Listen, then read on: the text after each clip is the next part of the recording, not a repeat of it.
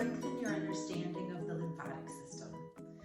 The lymphatic system has many important functions in our body. It's part of our immune system, and it also helps to maintain a balance of fluid in our tissues. It works alongside our circulatory system. So our heart pumps fresh blood and oxygen and nutrients to our cells and our tissues, and most of the fluid returns back to our bloodstream through our veins.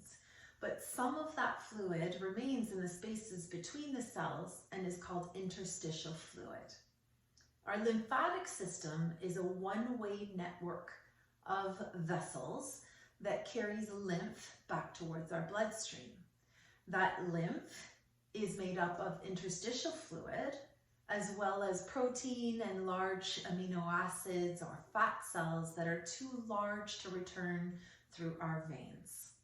Our lymphatic system carries lymph to lymph nodes, and those lymph nodes are filter stations.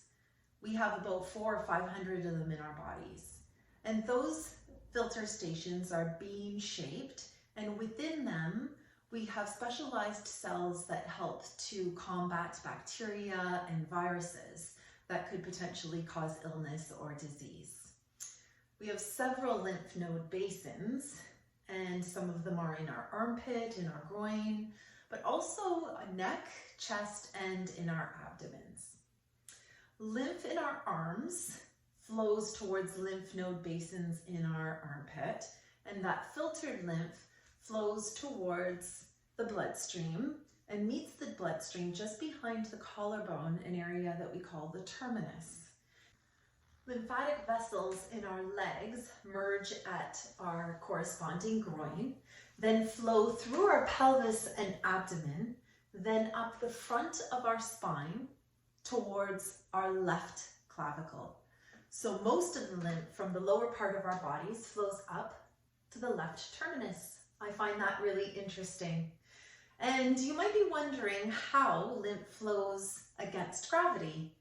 Well, our heart is a strong pump that helps to pump blood to our tissues, but our lymphatic system doesn't have its own dedicated pump.